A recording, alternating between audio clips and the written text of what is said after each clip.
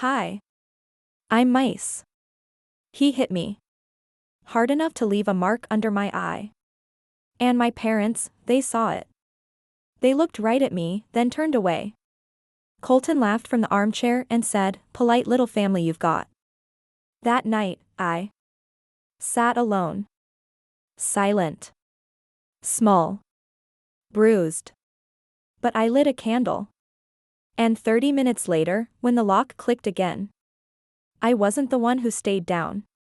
Before I go on, let me ask you, have you ever stayed silent to keep the peace, only to realize it cost you everything? Drop a comment below. What time is it where you are, and would you have stood up too? The moment I heard the knock, my body tensed. Not from fear, habit. I was still on the couch, a damp towel under my left eye. The skin was tender. Angry. But I hadn't cried. Not once. Crying makes the pain echo louder in your chest. Silence? At least it wraps it up tight. The door opened before I could get up. My parents let themselves in like they always did. No warning. Just the rustle of grocery bags and the scent of the same laundry detergent they'd used since I was a kid. I turned just slightly to face them. That's all it took. My mother froze mid-step. Her hands, still holding the plastic bags, started to tremble. My father's eyes narrowed, not in shock. In calculation. He was measuring something. I couldn't tell if it was the bruise, or me. No one spoke. Behind me, a sitcom laugh track droned on, a fake laughter clashing against the kind of silence that sticks to your skin. And then, like it was scripted, Colton strolled in from the hallway. Shirtless. Half-empty beer in hand. He leaned on the doorframe, smirking. Well, would you look at that? The polite little family's back. He didn't pretend. Didn't hide the control in his voice. The arrogance. My dad gave him a stiff nod. My mom looked away. They walked into the kitchen. Put the bags on the counter like they were staging a magazine photo shoot. And then they left. Not a word. The door clicked shut behind them. Not a goodbye, more like an exhale. The clock ticked. Loud. Or maybe it just felt that way.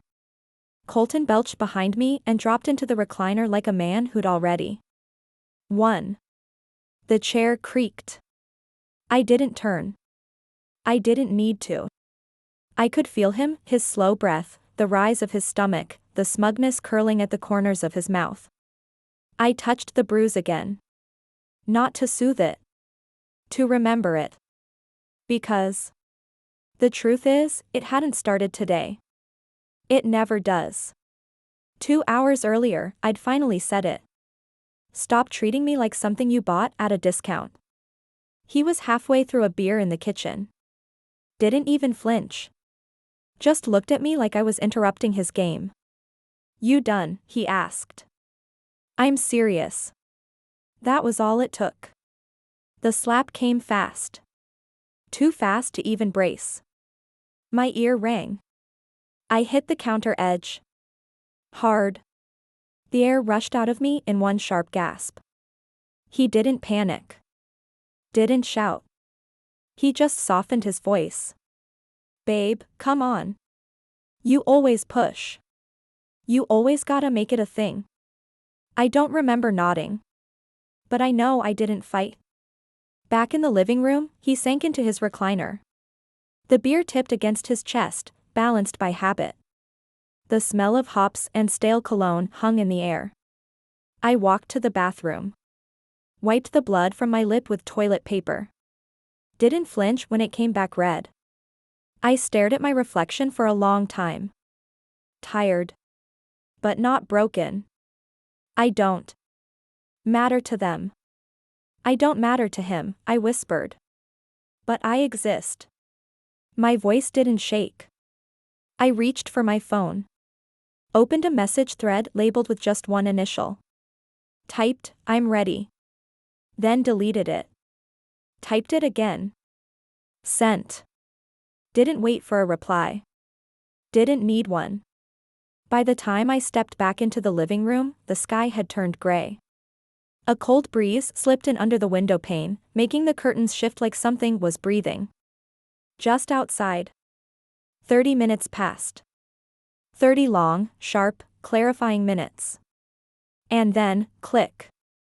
The front door. Colton stirred. Grunted. Didn't get up. I stood. Opened the door. Rachel stood there. No coat. Just a thick sweater and jeans. In one hand, a black duffel. Under her arm, a folder. Her hair was pulled back. Face calm. Eyes locked on mine. She didn't say hello. Didn't smile. She just stepped inside. Looked at me. Then the bruise. Then him. I gave her the smallest nod. She set the bag on the floor. Gently. No words. I walked to the kitchen. The floor creaked under my bare feet. I pulled a small black envelope from the drawer. The kind you save for letters that don't need stamps. Colton stirred again. Muttered something. Opened one eye. I placed the envelope next to his beer. He squinted. What the hell is that? I looked at him.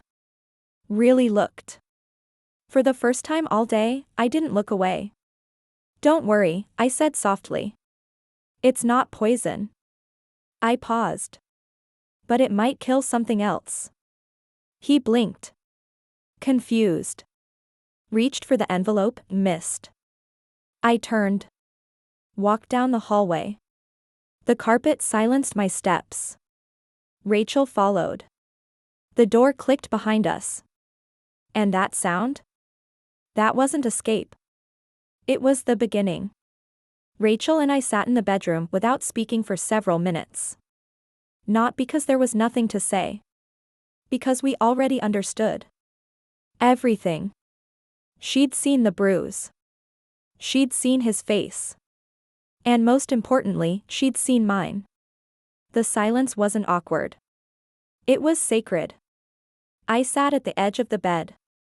Rachel leaned against the closed door, arms folded, eyes steady. The duffel bag was still by her feet. Inside it? Clothes. Documents. A burner phone. Toothpaste. Everything I told her I might need, back when I was still saying if instead of when. You sure? She asked quietly. I nodded. That nod cost me more than any scream I'd ever held in. But it gave me more, too. Rachel crossed the room and opened the bag. She pulled out a sweatshirt, mine. A little faded, sleeves stretched, but warm. Familiar. I took it from her. Slipped it over my arms like armor. What now? I whispered. She didn't answer right away. Instead, she handed me the folder. Inside was a list. Shelters.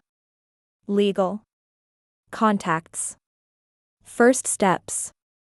All typed. Organized. With sticky notes in her handwriting next to each one. I ran my fingers down the page. Some of these are hours away, I said. She nodded. I figured you'd want space. I didn't respond. Because she was right. I didn't just need distance. I needed absence. I needed to disappear from the version of myself that stayed. The girl who waited for an apology that would never come. The woman who'd been trained to smile through the sting and stay polite in a burning room. Down the hall, I heard Colton shift in the chair. He still hadn't read the envelope. But he would. Inside was the letter I'd written. Weeks ago. Before the bruise. Before the final slap. Before I even knew I had it in me. It didn't say much. Just enough. This is not an exit. It's a return. To myself. To safety. To the version of me that existed before you rewrote the rules. I didn't sign it. He didn't deserve my name. Rachel checked her watch. We can leave now. Or wait until dark. Your call. I thought about it. About what it would feel like to sneak out like a fugitive. And then I shook my head. No, I said. We're not hiding. She raised an eyebrow. Impressed. I'll pull the car around. She left the room. I looked around. Not much to take. Just a photo on the nightstand, me and my younger brother, before the world got complicated. A ring dish with a few pieces of costume jewelry I never wore anymore. My journal. Half full. And one book I'd read 12 times, always circling. The same quote, "You survived because the fire inside you burned brighter than the one around you." I packed those. Nothing else. Not because there wasn't more. But because I didn't want to bring the weight of who I had to be in that house. Colton hadn't moved. As I passed the living room, he opened one eye. Saw the bag. Saw the sweatshirt. But he didn't speak. Just watched. I paused at the door. You don't have to understand, I said. He scoffed. You won't make it 2 weeks. I nodded. That's what you're hoping. He smirked. But his eyes didn't follow me. They fell to the envelope. Good. Let him read it alone. Let him sit in the mess he made without a woman there to sweep it up for him. Rachel's car was waiting. Engine running. Passenger door open. I slid in. She didn't say anything. She didn't need to. She just handed me a bottle of water and pulled out of the driveway. No music. No small talk. Just the sound of gravel under tires. We didn't look back. Not once. A mile down the road, I whispered, I think I'm going to be sick. Rachel didn't flinch. There's a bag in the glove box. I didn't throw up. But I did shake. Quietly. From somewhere deep in my chest. Shock and power don't cancel each other out. They just fight for space inside you. We drove for an hour before I spoke again. What if I forget how to be alone? You won't, she said. You already remembered. She reached over. And squeezed my hand. And for the first time since the slap, I cried. Not because I was broken. Because I was still here. Still breathing. Still burning. The shelter was nothing like I expected. No flickering fluorescent lights. No steel beds. No graying walls echoing with misery. It was warm. Soft, somehow. The lobby smelled like cinnamon and printer paper. There was a woman behind the desk, mid-50s, soft smile, eyes that scanned me. Gently but didn't linger. She greeted me like I'd come to deliver flowers, not like I was dragging the splinters of a broken life in behind me. Rachel spoke first. This is Mice. She's ready. That word, ready, hit me harder than I expected. Not broken. Not desperate. Not even brave. Just ready. The woman nodded. Welcome, Mice. We're glad you're here. She handed me a clipboard. Basic intake. No rush. I sat on a padded chair by the window.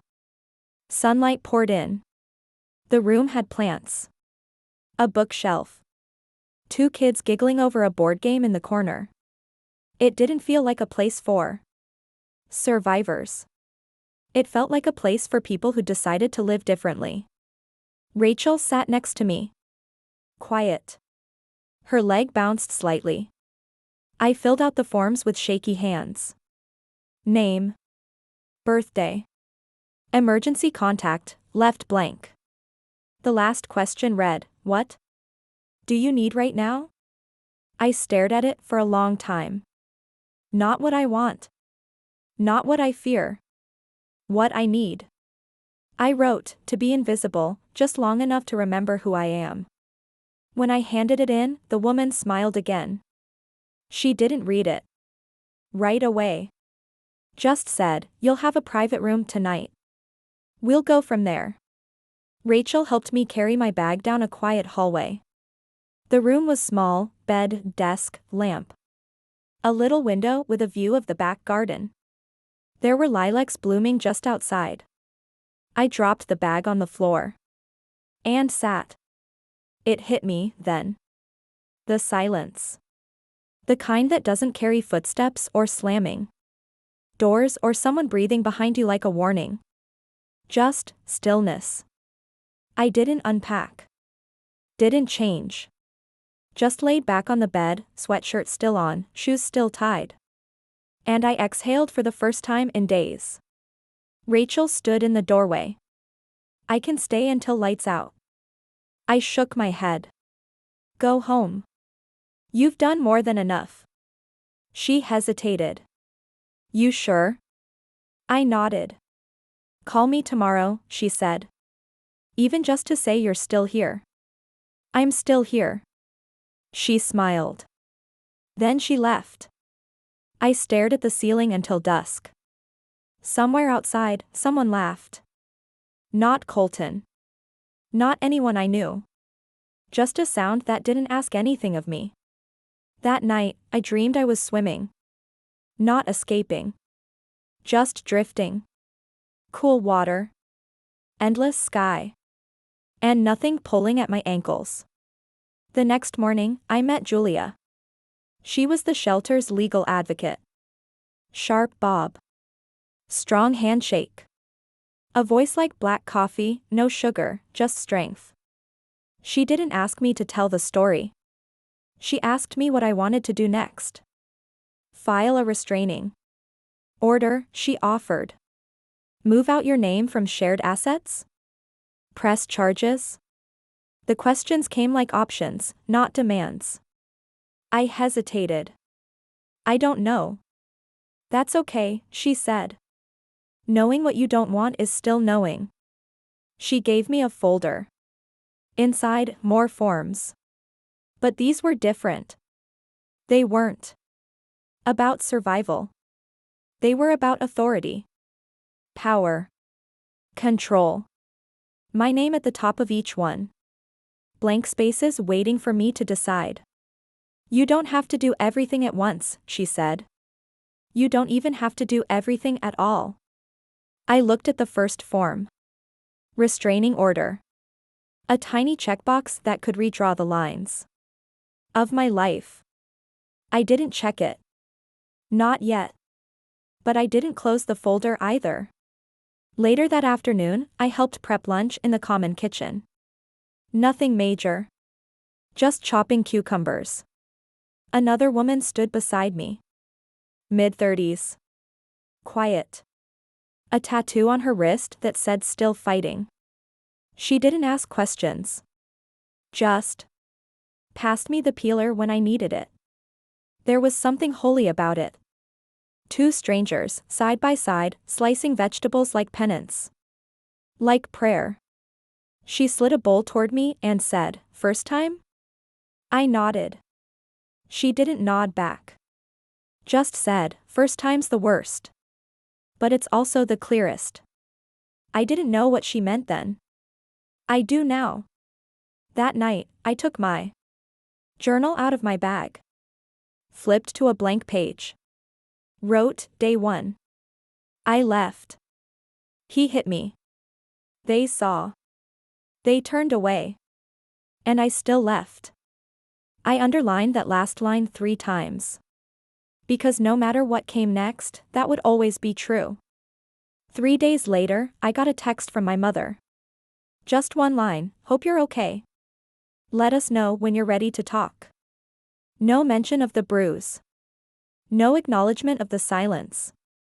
Just a subtle tug, like she was fishing with guilt instead of care. I stared at it for a long time. Then I turned the phone face down and left it there. I wasn't ready to talk. I wasn't ready to hear excuses wrapped in soft voices. wasn't ready to hear, we didn't know what to say. Or, it's complicated, sweetie. Because it wasn't complicated. They saw what he did. They saw me. And they walked out. That's not complexity.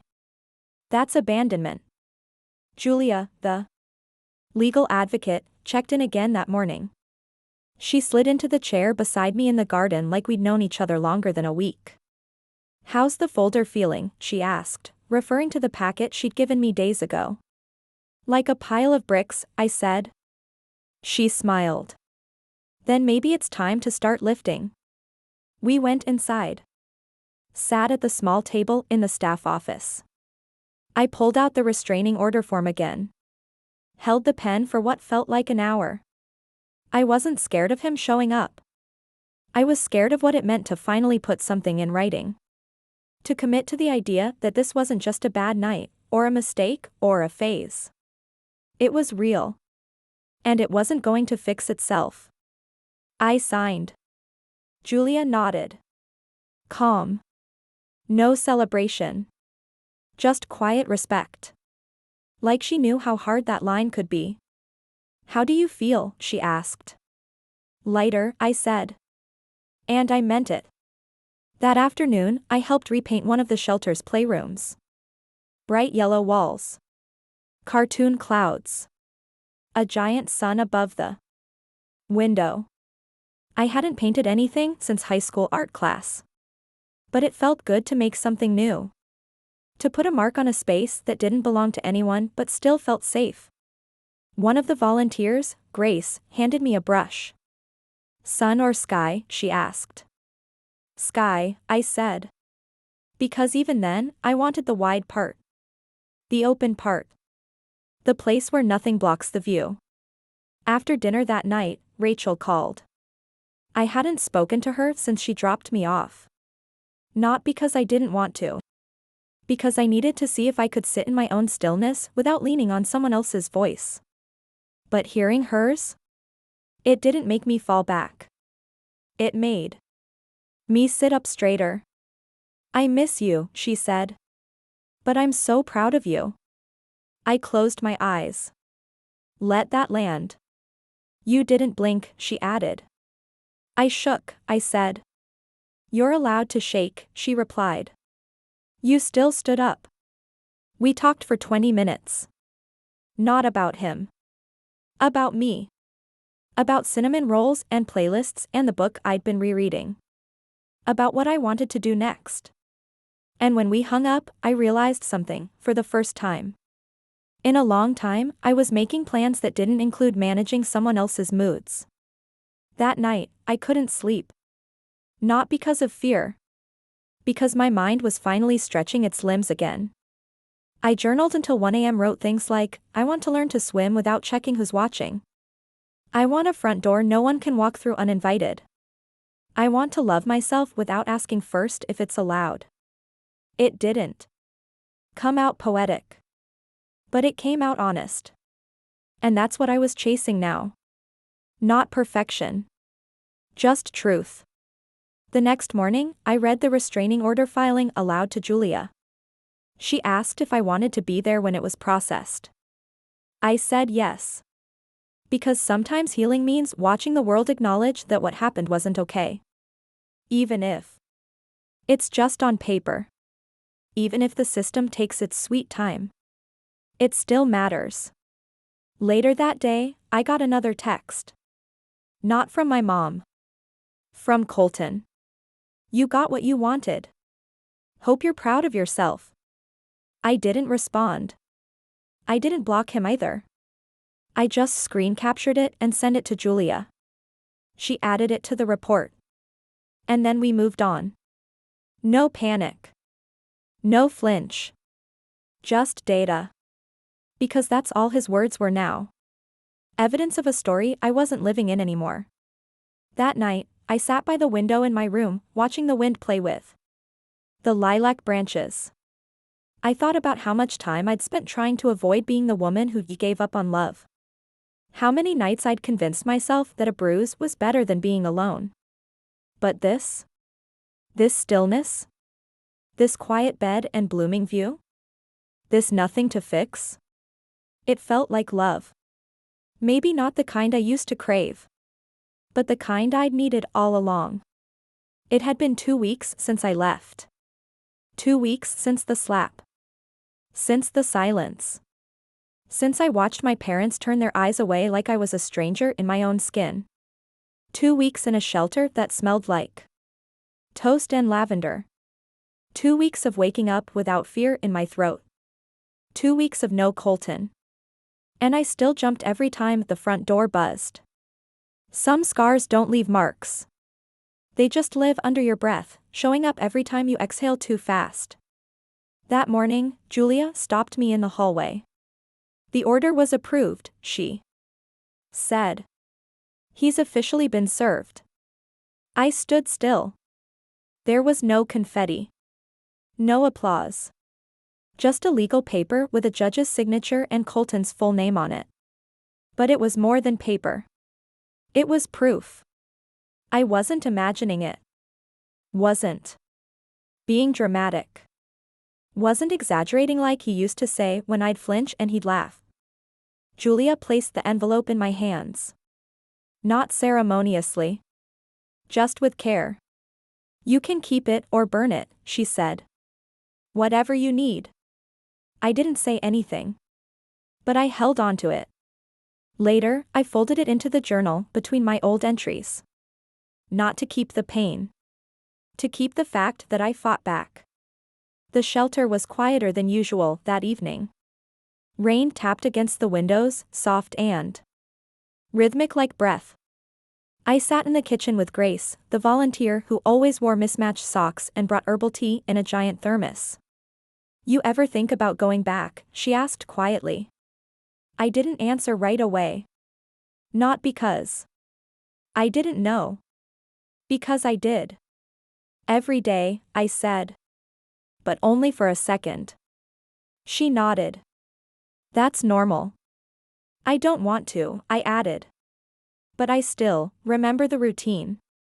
Of course you do. Routine's sticky. She poured more tea into my mug. Your brain doesn't want him. It just misses the shape of familiar. That landed. Because that's exactly what it was. I didn't miss Colton. I missed the version of me who didn't yet know what he was capable of. The girl who thought bruises only came in purple. The woman who thought silence was maturity. And the daughter who still believed her parents would speak up when it mattered most. The rain got louder. I took a sip. I haven't spoken to them, I said. Not since the text. Do you want to? I thought about that. I wanted answers. I wanted someone to say, I'm sorry we didn't stay. But I didn't want to chase it. I didn't want to twist my own healing just to fit it inside someone else's apology. So I shook my head. Not right now. Grace reached into her bag and pulled out a deck of affirmation cards. Not the cheesy kind. These were simple. Clean. She fanned them across the table. Pick one. I hesitated. Then drew a card from the middle. I owe no one access to my peace. I stared at it for a long time. Is that true? I asked. She shrugged. Feels true. I slipped the card into my pocket.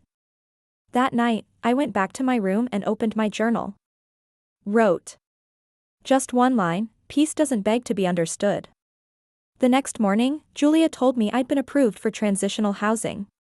A small apartment. Subsidized. Private. Mine.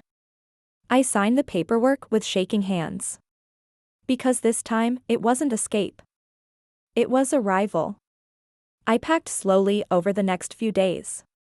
Not just my things, my sense of self. My dignity. My permission. To take up space. My right to wake up in a place that didn't ask me to shrink. Rachel met me at the apartment. 2 rooms. A chipped table.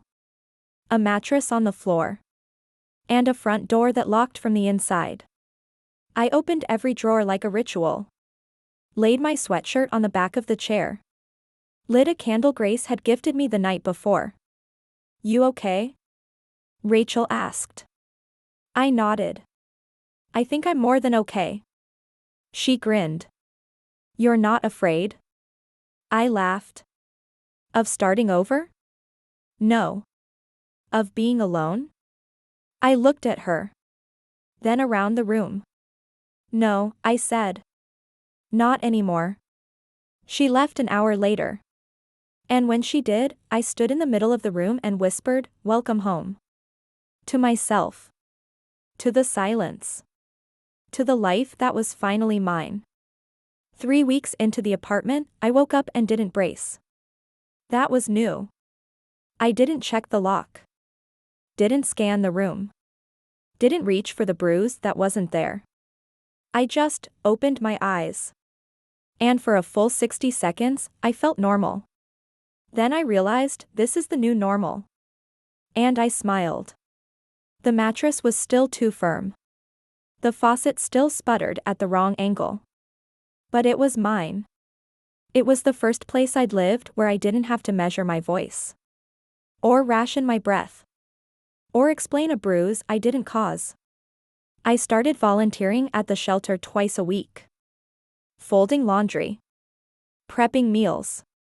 Sometimes just sitting in the garden with someone new, like Grace had done with me. I didn't tell them everything. Didn't need to. They could see it in my eyes. The before and after. The softness that came not from being spared, but from surviving. Julia offered me a small stipend to help with intake work. She said the staff loved me. That I made people feel like they'd already survived before they even unpacked. It felt strange to be trusted so quickly. But it also felt right. Because I knew now, you don't have to be healed to help. You just have to be honest. One afternoon. A young woman arrived at the shelter. She was bruised. Quiet. Carrying a child on her hip. She looked at me like I might judge her. Instead, I handed her a cup of tea and said, "I left, too." Her shoulders dropped 2 inches. Her eyes welled. And she stayed. Later, she told me, "You didn't say much. But it was enough." And that's when it hit me. That maybe the point of surviving isn't just getting out. It's showing up after. So someone else doesn't feel like they're the only one. A few days later, I visited my parents. I didn't tell them I was coming. I just knocked. My mom answered. Her face dropped, then smoothed itself into something polite. "Mice," she said. "You look, well." I did. And I was. She opened the door. I stepped inside. The house smelled the same. Laundry and lemon oil and something too familiar to name. My father was in the den, reading the paper. He looked up. Nodded. Didn't smile. I didn't sit. "I'm not here to fight," I said. They both waited. "I'm not here to fix anything either." That made my mother blink. I just wanted to say, "I saw you look away. And I'm not angry anymore." She opened her mouth. I raised my hand gently. "But I'm not coming back." She exhaled slowly. "I understand." And for the first time in my life, I believed she meant it. "I hope you're both okay," I said. "But I can't be small for you anymore." My father nodded again. "I never wanted you to be," he said. I smiled, small. "Then maybe next time, say something." He didn't reply. But that was okay. Because I hadn't come for closure. I'd come to show myself I didn't need it. When I left, I didn't cry. Didn't tremble. I walked back to my car like someone who owned her exit. Later that night, I opened my journal again. Wrote, Day 41. I don't owe them understanding. I don't owe him fear. I don't owe the world my pain in pretty language. But I will keep telling the truth. Because survival should echo. And I'm not quiet anymore. The next morning, I submitted an application to work full-time at the shelter. Not just as a volunteer. As a peer advocate. A woman who had walked through fire and came back with buckets for the others. When they asked why I wanted the job, I didn't tell them my whole story. I just said, I remember what it felt like when no one stayed. I want to be the one who does. They hired me. And I start next week. I'm still scared, sometimes. Still flinch at certain sounds. Still sleep with a light on. Still scan crowds. Out of instinct. But I don't freeze anymore.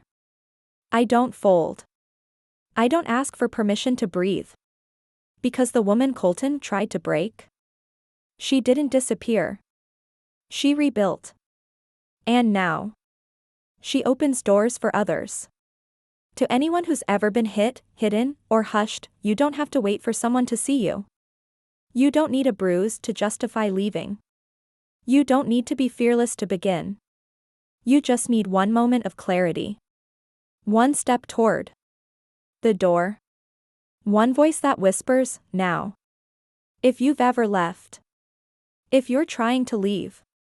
If you're just trying to remember who you were before it hurt, I see you. Drop a comment. Tell me what part stayed with you. And if you need to hear it again, you're not weak. You're still here. And that matters more than anything they'll ever say about you.